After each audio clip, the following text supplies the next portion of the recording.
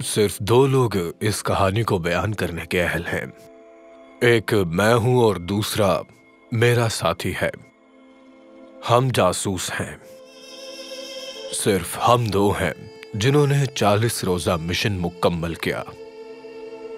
आपने अंदाजा लगा लिया होगा कि मेरा नाम यशवा है, लेकिन मैं उसका साथी कालिब हूं। और हम अपने जासूस गिरोह में सिर्फ दो हैं जो बियाबान में इब्रानियों के 40 साला सफर से बच गए हैं और इसके अलावा अर्ज़ मुक़द्दस की फतह में भी हिस्सा लेते हैं। लेकिन मैं अपनी समझ से ज्यादा काम करता हूं, जैसा कि जासूस अक्सर करते हैं, खास तौर पर रिटायर्ड जासूस। गिनती की किताब में एक अहम किस्सा इन 12 आदमियों का है जिन्होंने किनान की सरजमीन पर जासूसी की थी। जासूसों में से 10 ने हमला ना करने की सिफारिश की। बनी इसराइल ने इनके मशवरे पर अमल किया। खुदा ताला की नाफरमानी ने इन्हें 40 बरस तक बियाबान में जिलावतन रखा।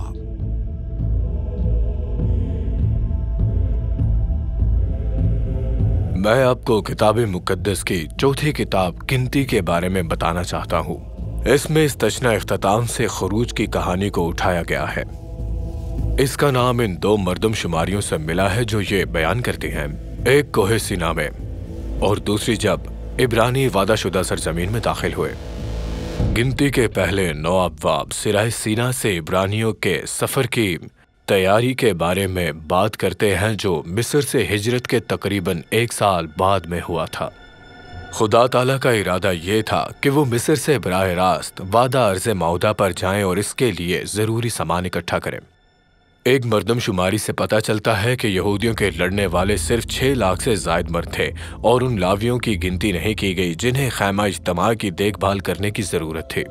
गिनती की किताब के इस हिस्से में लावी सेहत से मुतल्लिक एहतियाती तदाबीर, खैमा इज्तिमा की इबादत और बड़े कैंप को मुंतकिल करने के बारे में बहुत तफसील शामिल है। खुदा ताला ने खैमा में हजरत मूसा से बराह रास्त कलाम किया जब वो मुकद्दस हरम में होते थे, जिसमें वाक़ियतन खुदा ताला की मौजूदगी होती थी।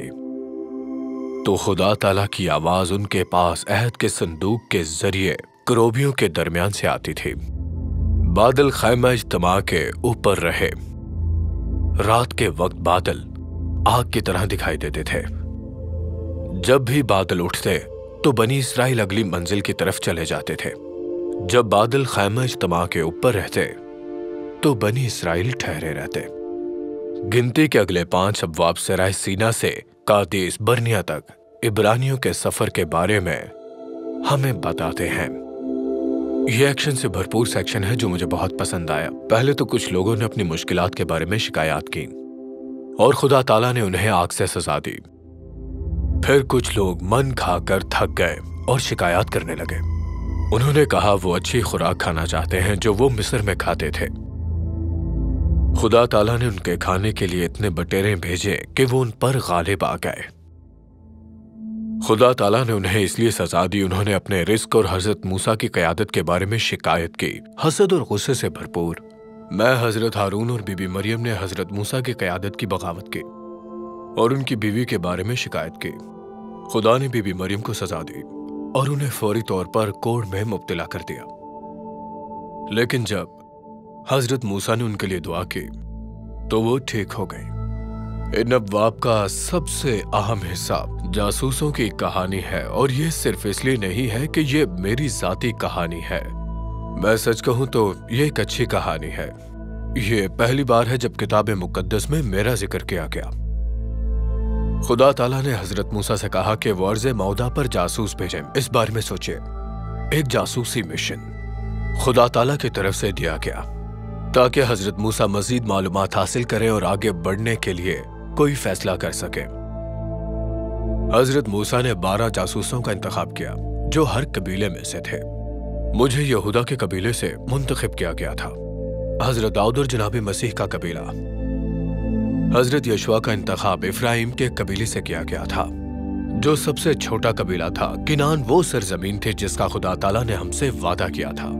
तो अगले 40 दिनों तक हमारी 12 जासूसों की टीम ने पूरे किनान का सफर किया।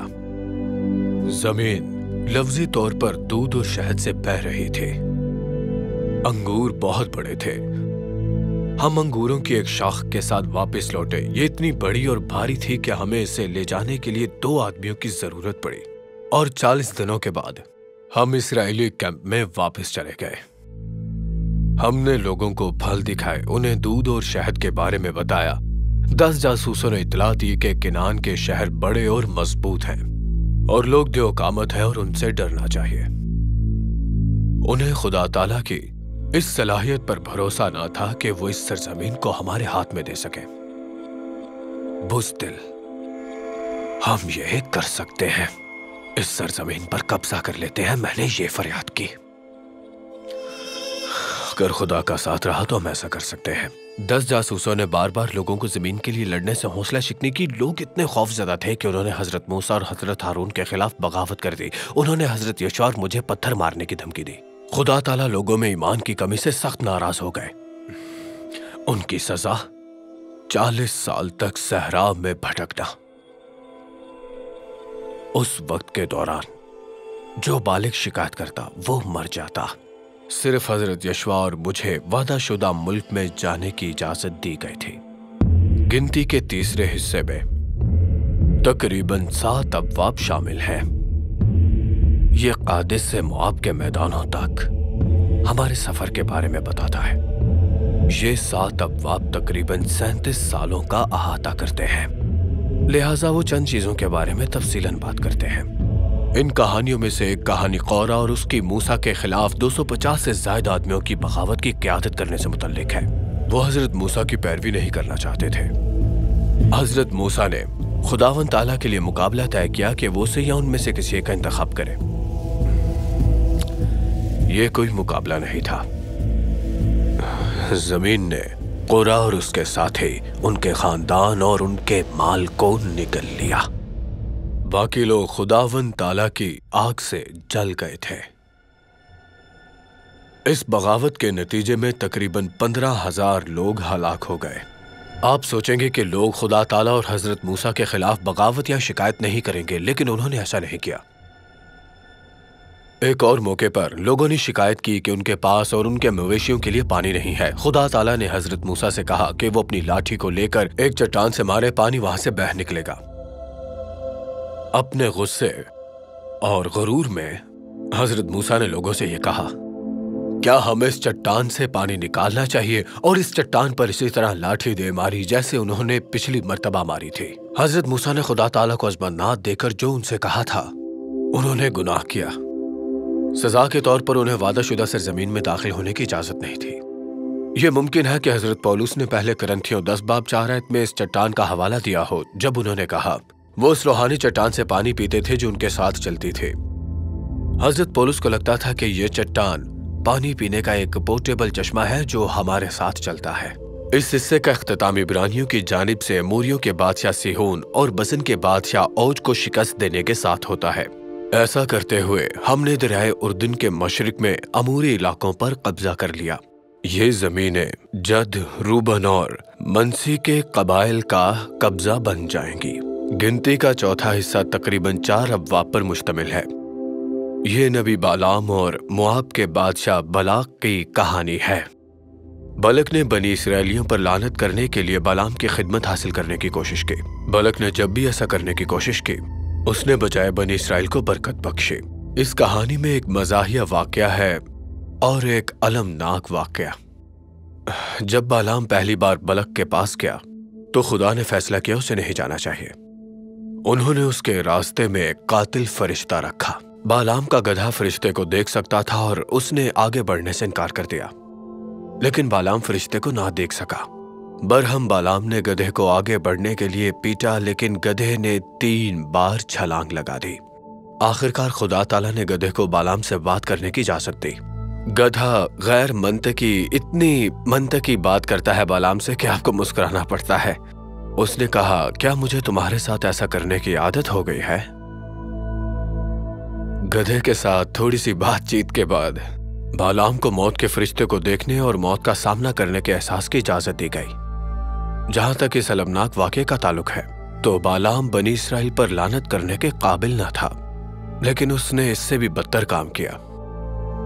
उसने मवाबी औरतों को सिखाया कि बनी इसराइल के मर्दों को किस तरह बहकाया जाए ताकि वो उनके साथ जिनसी बदइखलाकी और बुतों की इबादत में शामिल हो जाएं।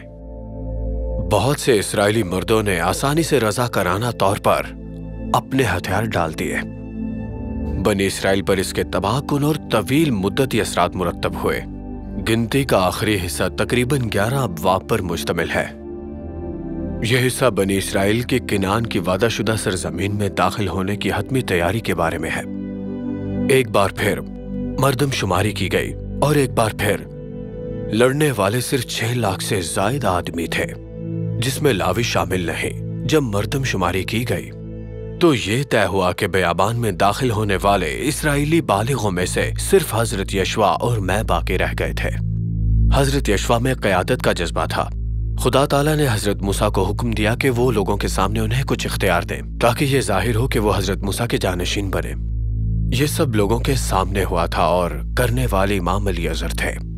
मुझे कहानी से आगे बढ़ना नहीं चाहिए, लेकिन मेरे उम्र के लोगों की हैसियत से मैं ऐसा ही करने जा रहा हूँ। मैं आपको बताऊंगा कि मेरे साथ क्या हुआ। हजरत यशवा लोगों को वादाशुदा मुल्क में ले गए। उनकी पहली फतह रिहा थी जब उसकी दीवारें गिरी। फिर हजरत यशवा की क़यादत में हमने किनान में रहने वाले लोगों को मुकम्मल तौर पर बाहर निकालने या तबाह करने का फैसला किया। मैं 40 साल का था जब हमारी जासूस टीम अर्ज़ मऊदा पर गई थी। इसका मतलब है कि जब हजरत यशवा अर्ज़ मऊदा के एक हिस्से पर पहुंचे तो मेरी उम्र 85 साल से ज़ायद थी, जिसका मुझसे वादा किया गया था। मैं उस वक्त उतना ही मजबूत था जितना 40 साल का था। मैं साबित करना चाहता था मैं उन लोगों को हरा सकता हूं जिन्हें बाकी जासूस हराने से डरते हैं। मैंने ऐसा ही किया। मेरे खानदान ने हिब्रोन पर कब्जा कर लिया और मुस्तकबिल के लिए उसके मालिक बन गए। इत्तेफाक से हिब्रोन बादशाह के तौर पर हजरत दाऊद का पहला हेडक्वार्टर था। याद रखे, मैं और हजरत दाऊद एक ही कबीले से थे। काश मुझे भी जीबस पर कब्जा करने की जिम्मेदारी सौंपी जाती, वो शहर जिस पर हजरत दाऊद को चंद सौ सालों बाद कब्जा करना था। आप जीबस को दूसरे नाम से जानते हैं, यरूशलेम। और यहां तक कि 85 साल की उम्र में मैं यकीनी तौर पर ऐसा करने के काबिल होता जो पहले ही हजरत दाऊद का दारुल हुकूमत रहा था।